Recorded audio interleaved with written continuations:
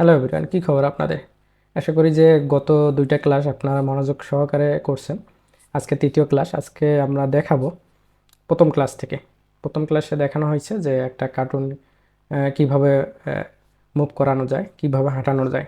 তো এই হাঁটানোর আরেকটা টেকনিক আছে, সেটা আজকের ভিডিওতে দেখাবো। তো এটা করার জন্য কি করতে হবে, ক্যাপকাটটা ওপেন করে নিতে হবে। তো গত ক্লাসে যেটা দেখানো হয়েছে এইটা, যে একটা ছেলে হেঁটে আসতেছে। এখানে লক্ষ্য করুন আমরা কি করছি, যে উম, যে মুভিং অবজেক্টটি আছে, যে ছেলেটি আছে, তাকে আমরা হাঁটাচ্ছিলাম। ঠিক আছে, উপরে যে প্লাস আইকনটি আছে এইখানে ক্লিক করে ধরে আমরা দুই স্টেপ করছিলাম। যেখান থেকে যাত্রা শুরু করবে সেখান থেকে, এবং যেখানে শেষ করবে সেই পজিশনে নিয়ে আসছিলাম। এতে করে দেখা যাচ্ছে ফাইনাল রেজাল্টটা আসছে, ছেলেটা হাঁটতেছে। তো এখন কি করব আমরা, এই যে মুভিং যে অবজেক্টটা আছে, যে ছেলেটা, ঠিক আছে, তো এই ছেলেটাকে আমরা নির্দিষ্ট এক জায়গায় রাখবো। নির্দিষ্ট এক জায়গায় রেখেও হাঁটানো পসিবল।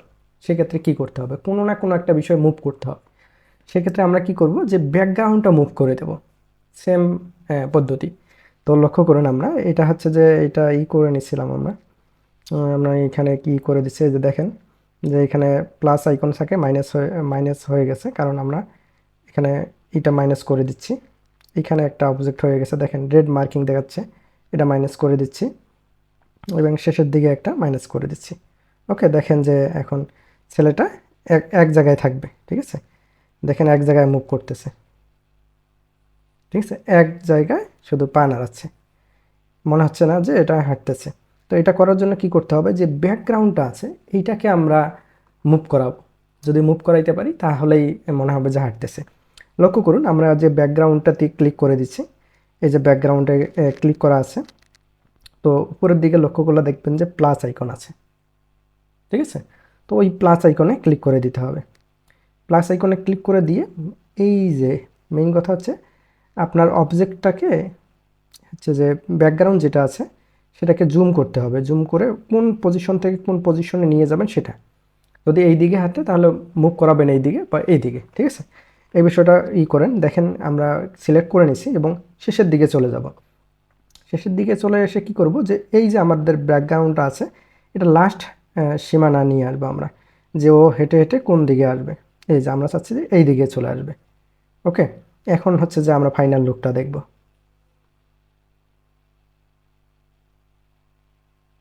লক্ষ্য করুন এখানে হাঁটতেছে, কিন্তু হচ্ছে যে উল্টা দিকে চলে যাচ্ছে। জেনারেলি যদি সামনের দিকে হাঁটে তাহলে ব্যাকগ্রাউন্ডটা পিছন দিকে চলে যাবে।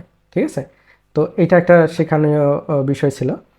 তো কি করতে হবে, যেহেতু আপনার হচ্ছে যে সামনের দিকে হাঁটবে, তাহলে আমরা মুভিং পজিশন এই দিক থেকে এই দিকে করছি। ঠিক আছে, ব্যাকগ্রাউন্ডটা কিন্তু এটা করা যাবে না। ওকে, আপনাদের শেখানোর জন্য করা হলো। এখন কি করব, এটা আমি মাইনাস করে দিচ্ছি, এটাও মাইনাস করে দিচ্ছি। ওকে, তাহলে কি করতে হবে আমাদেরকে, কি করতে হবে, এইভাবে ইনিশিয়াল পজিশন নিয়ে আসতে হবে। ইনিশিয়াল পজিশন এইখান থেকে এই দিকে হচ্ছে যে ইন পজিশন নিয়ে আসতে হবে। তাহলে যেহেতু ওই দিকে এই দিকে যেহেতু হাঁটতেছে, তাহলে হচ্ছে যে এইটা রিয়েল হাঁটার দৃশ্য দেখা যাবে। তো এই কাজটা আমরা করব। কি করব, এই যে ইনিশিয়াল পজিশনে প্লাস নিয়ে নিলাম, তাহলে ব্যাকগ্রাউন্ডটা হচ্ছে যে এখান থেকে শুরু করতে হবে, শেষের দিক থেকে। ওকে, শেষের দিকে শুরু করলাম আমি, এখানে জুম করে নিলাম এবং শেষের দিকে চলে যাব, এবং ইন্ড স্ক্রিন কোথায় হবে সেটা দেখাবো আমি। ওকে, ওকে, আমি চাচ্ছি ইন্ড এসে যেন এইখানে দাঁড়ায়। ওকে, দেখেন অটো হয়ে গেছে। এখন ম্যাজিকটা দেখব। এখন ঠিক আছে না? হ্যাঁ, এখন ঠিক আছে, যে হাঁটার সাথে মিল আছে। এখানে আরেকটা বিষয় হলো যে এই যে মুভ করতেছে, দেখেন ওর পাগুলো উপরের দিকে আছে। দেখেন পাগুলো উপরের দিকে আছে। এটা করা যাবে না। যখন আপনারা ব্যাকগ্রাউন্ডটাকে মুভ করাবেন সেক্ষেত্রে পাটা নিচের দিকে দিবেন। ঠিক আছে, আমি এই যে অবজেক্টটাকে সিলেক্ট করে নিলাম, নেওয়ার পর এই যে পাটা নিচের দিকে দিয়ে দিলাম। ওকে, আর একটু নিচে দিয়ে দেই, এবং আপনি হচ্ছে যে যে অবজেক্টটা আছে এটা একটু জুম করে দেবেন, বড় করে দেবেন। দেখবেন এবার রিয়েল রিয়েল মনে হবে। ঠিক আছে না? হ্যাঁ, এবার পারফেক্ট হয়ে গেছে। দুইটা পদ্ধতি শেখানো হলো। হাঁটার এই দুইটাই পদ্ধতি আছে। অনেক সময় যখন ব্যাকগ্রাউন্ডটা স্থির থাকে আপনারা হাঁটানোর দৃশ্যগুলো দেখাবেন, সব জায়গায় কিন্তু এইভাবে দেখালে মনোযোগটা থাকে না। তো মাঝে মাঝে করতে হবে কি, আপনাদের এই ব্যাকগ্রাউন্ডটাকেই মুভ করাইতে হবে এবং যে অবজেক্টটা থাকবে, যে কার্টুনটা থাকবে, সেটা নির্দিষ্ট একটা স্থানে রাখতে হবে। এতে করে এই কার্টুনটা প্রাণবন্ত হয়ে যাবে। এখন বিষয়টা হলো সাউন্ড অ্যাড করানো। হাঁটার সাউন্ড আপনারা পাবেন অনেক অনলাইনে। এর থেকে বেটার হয় যে টেবিলে যদি আপনারা এইভাবে শব্দ করেন তাহলে অনায়াসে হাঁটার একটা শব্দ হয়ে যায়। এই বিষয়টা শেখাই দিচ্ছি কিভাবে করবেন।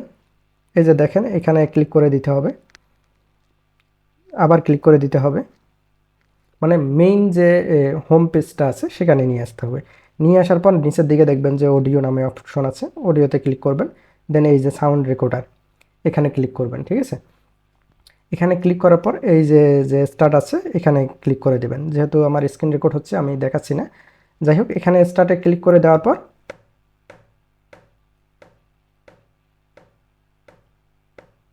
এই যে এইভাবে হচ্ছে আপনারা সাউন্ড রেকর্ড করে নিয়ে নেবেন এবং অ্যাডজাস্ট করে দেবেন বা যে ঠিকঠাক আছে কিনা। তো এইভাবে অতি সহজেই কার্টুন এর সাউন্ড হবে। আমার অনেক শর্ট ভিডিও করা আছে নেক্সট কার্টুন চ্যানেলে, চাইলে সেগুলো দেখে নিতে পারেন। আজকে যে কাজটা দেখানো হলো এটা হচ্ছে আপনাদের বাড়ির কাজ। এই কাজটা করে আপনাদের নেক্সট কার্টুন যে গ্রুপটা আছে সেই গ্রুপে পোস্ট করে দেবেন এবং আমাদের যে এই ভিডিও আপলোড করার গ্রুপগুলো আছে সেখানে অবশ্যই বলবেন যে আপনি পোস্ট করছেন, আপনার বাড়ির কাজ সম্পূর্ণ হয়ে গেছে। তো দেখা হচ্ছে পরবর্তী ক্লাসে। সে পর্যন্ত সবাই ভালো থাকুন, সুস্থ থাকুন। আল্লাহ হাফেজ, টাটা।